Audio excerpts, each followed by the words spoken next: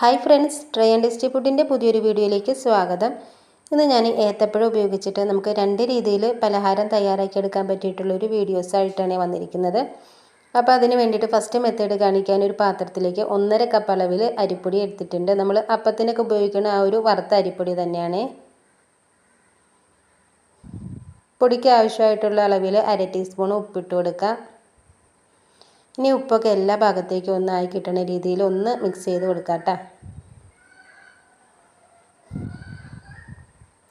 ഈ ഒരു രീതിക്ക് മിക്സായി കിട്ടിയിട്ടുണ്ടെങ്കിൽ പിന്നെ നല്ലതുപോലെ തിളച്ച ചൂടുവെള്ളം ഒഴിച്ച് കൊടുത്തിട്ട് ഒന്ന് കുഴച്ചെടുക്കണേ.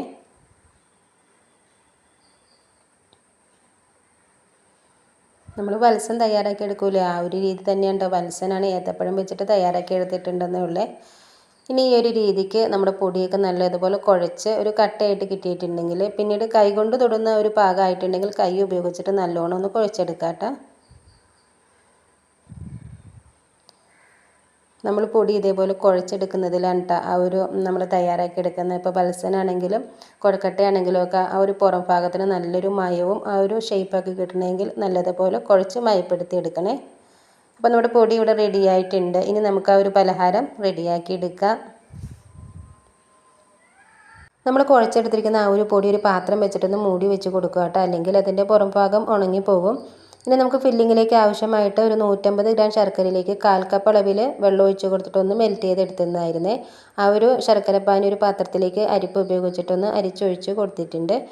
ഇനി ഈ ഒരു ഫില്ലിങ്ങിലേക്ക് ഞാനൊരു 1 കപ്പ് അളവിൽ തേങ്ങ ചിരകിയതാണ് എടുത്തിരിക്കുന്നത്. തേങ്ങ ചേർത്ത് കൊടുത്തതിന് ശേഷം ഒന്ന് മിക്സാക്കി കൊടുക്കുക.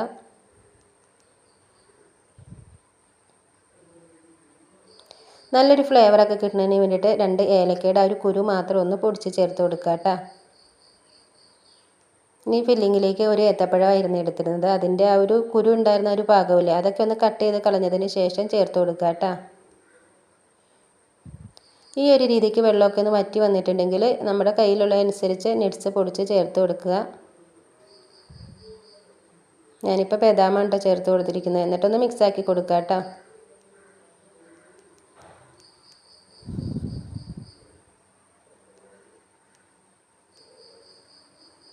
ഇനി നമുക്കിതിലേക്ക് കുറച്ച് നെയ്യും കൂടി ചേർത്ത് കൊടുക്കണം. നമ്മൾ ഫില്ലിങ്ങിലേക്ക് ഇതേപോലെ കുറച്ച് നട്ട്സും നെയ്യൊക്കെ ചേർത്ത് കൊടുക്കുകയെന്നുണ്ടെങ്കിൽ ആ ഒരു പലഹാരം കഴിക്കാനൊരു പ്രത്യേക ടേസ്റ്റ് ഉണ്ട്. അപ്പോൾ നിങ്ങൾ ഈ രീതിയിൽ ചെയ്തിട്ടില്ല എന്നുണ്ടെങ്കിൽ ഒന്ന് തയ്യാറാക്കി നോക്കുക കേട്ടോ.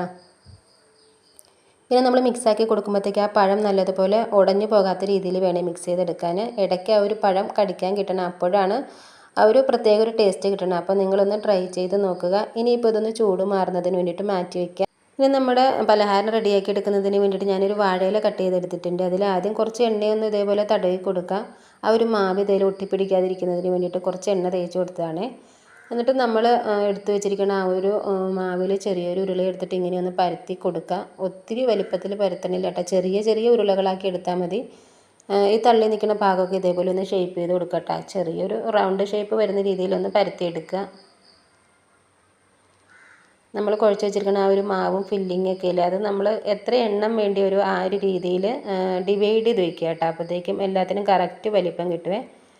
പിന്നെ ഞാൻ ആ ഒരു ഫില്ലിങ് ഇതേപോലെ നമ്മൾ ഉന്നക്കായൊക്കെ ഉരുട്ടിയെടുക്കൂലേ, അതേപോലെ ഒന്ന് ഉരുട്ടി വെച്ചിട്ടുണ്ടായിരുന്നേ.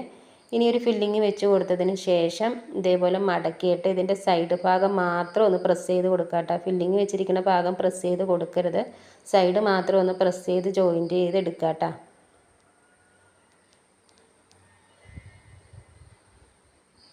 ഇത് കണ്ടില്ലേ, ഇപ്പോൾ വാഴയിലയുടെ ഒരു ഷേപ്പ് നമുക്ക് ആ ഒരു നമ്മുടെ വത്സൻ തയ്യാറാക്കി എടുത്തേക്കുന്നതിൽ ആ ഒരു വാഴയിലയുടെ ഒരു ഷേപ്പും കിട്ടിയിട്ടുണ്ട്. ആ ഒരു സൈഡ് മാത്രം ഒന്ന് ഒട്ടിച്ചെടുക്കുമ്പോഴത്തേക്കും വളരെ ഭംഗിയുണ്ട്. ഇത് കാണാനും കഴിക്കാനും വളരെ നല്ലതാണ്. അപ്പോൾ ഈ രീതിയിൽ തന്നെ ബാക്കിയുള്ളതും കൂടി ഒന്ന് തയ്യാറാക്കി എടുക്കാം. കണ്ടില്ലേ, ഇങ്ങനെ കേട്ടോ.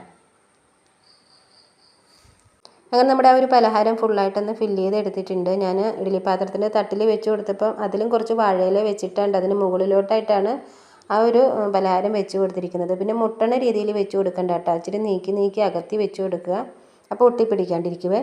ഞാനിതിപ്പോൾ 2 ട്രിപ്പായിട്ടാണ് ഒന്ന് വേവിച്ചെടുക്കുന്നത്.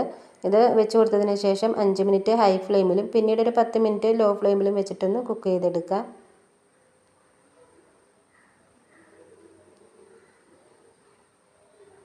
അങ്ങനെ നമ്മുടെ വളരെ ടേസ്റ്റി ആയിട്ട് തയ്യാറാക്കി എടുത്തിട്ടുള്ള വത്സൻ റെഡി ആയിട്ടുണ്ട് കണ്ടോ. ഒട്ടും പൊട്ടിയൊന്നും പോകാത്ത രീതിയിൽ നല്ലോണമാണ് നമുക്ക് കിട്ടിയിരിക്കുന്നത്. ഒന്ന് മുറിച്ചും കൂടി കാണിച്ചു തരാവേ.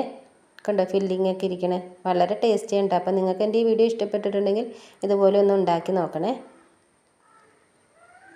അപ്പോൾ ഇനി നമുക്ക് മറ്റൊരു റെസിപ്പി കാണാം. ഈ ഒരു പലഹാരം റെഡിയാക്കി എടുക്കുന്നതിന് വേണ്ടിയിട്ട് ഞാൻ മിക്സിയുടെ ജാറിലേക്ക് 2 ഏത്തപ്പഴം ഒന്ന് കട്ട് ചെയ്തിട്ട് കൊടുക്കുന്നുണ്ട്. ഇതിപ്പോൾ തൊലിയൊക്കെ കറുത്തിട്ട് പഴുത്തു പോയ ഒരു പഴമായിരുന്നേ, അതൊന്ന് അടിച്ചും കൂടി എടുക്കുക.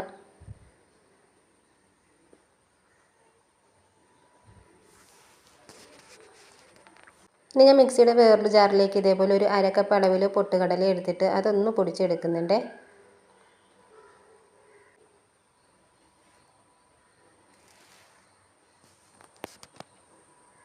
ഇനി സ്റ്റൗവിലൊരു കടായി ഒന്ന് വെച്ച് കൊടുക്കുക. അതിലേക്ക് കുറച്ച് നെയ്യ് ഒഴിച്ച് കൊടുക്കുക. ഇതേപോലെ നെയ്യ് ചേർത്ത് കൊടുത്തതിന് ശേഷം ആ നെയ്യൊന്ന് ചൂടായി വരുമ്പോഴത്തേക്ക് ഒരു 1/2 ടീസ്പൂൺ അളവിൽ കറുത്ത എള്ളിട്ട് കൊടുത്തിട്ട് ഒന്ന് പൊട്ടിച്ചെടുക്കുക കേട്ടോ.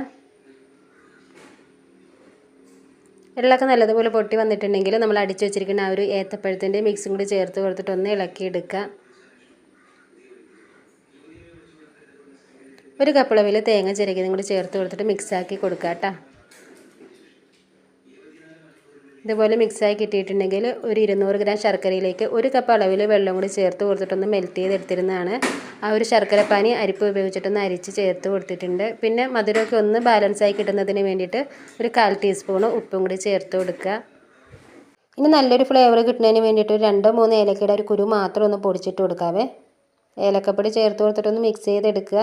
ഞാൻ ശർക്കരപ്പാനി ചേർത്ത സമയത്ത് ഇതിൻ്റെ ഫ്ലെയിം കുറച്ച് വെച്ചിട്ടുണ്ടായിരുന്നു. ആ ഒരു ശർക്കരപ്പാനിയിലുള്ള വെള്ളം പെട്ടെന്ന് വറ്റിപ്പോകാണ്ടിരിക്കുന്നതിന് വേണ്ടിയിട്ട് കുറച്ച് വെച്ചിരുന്നായിരുന്നേ. ഈ സമയത്ത് ഫ്ലെയിം കൂട്ടി വെച്ച് കൊടുത്തിട്ട് ഒരു 3/4 കപ്പ് അളവിൽ വറുത്ത അരിപ്പൊടി ചേർത്ത് കൊടുക്കാം. നമ്മൾ അപ്പത്തിനൊക്കെ ഉപയോഗിക്കുന്ന ആ ഒരു അരിപ്പൊടിയാണേ. എന്നിട്ടൊന്ന് മിക്സ് ചെയ്തെടുക്കുക. കുറച്ച് വീതം ഇട്ട് കൊടുത്തിട്ടൊന്ന് മിക്സാക്കി എടുക്കുക. അങ്ങനെ ഫുള്ളായിട്ട് അരിപ്പൊടി ചേർത്ത് കൊടുത്തിട്ടുണ്ട്. ഇനി ഇങ്ങനെയൊന്ന് മിക്സ് ആയിട്ടുണ്ടെങ്കിൽ നമ്മൾ നേരത്തെ മിക്സിയുടെ ജാറിൽ ഇട്ട് കൊടുത്തിട്ട് പൊട്ടുകടല പൊടിച്ച് വെച്ചിട്ടുണ്ടായിരുന്നില്ലേ, ആ ഒരു പൊടിയും കൂടി ചേർത്ത് കൊടുക്കുക. ഇനി ഇതൊന്ന് മിക്സ് ചെയ്തെടുക്കുക കേട്ടോ.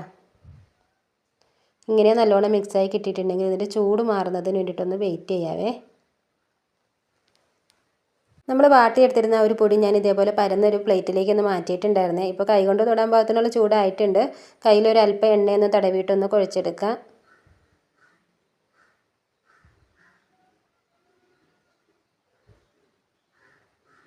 അങ്ങനെ കുഴച്ച് നല്ലോണം ഒന്ന് മയപ്പെടുത്തി എടുത്തിട്ടുണ്ട്. ഇനി ഇതിൽ നിന്ന് ചെറിയൊരളവ് ഇതേപോലെ കട്ട് ചെയ്തെടുക്കുക. എന്നിട്ട് ഉള്ളിലേക്ക് ഇങ്ങനെ ഒന്ന് അമർത്തി കൊടുത്തിട്ടൊന്ന് ബോളുകളായിട്ട് തയ്യാറാക്കി എടുക്കുക കേട്ടോ. ചെറിയ ബോൾസാക്കി എടുത്താൽ മതിയേ.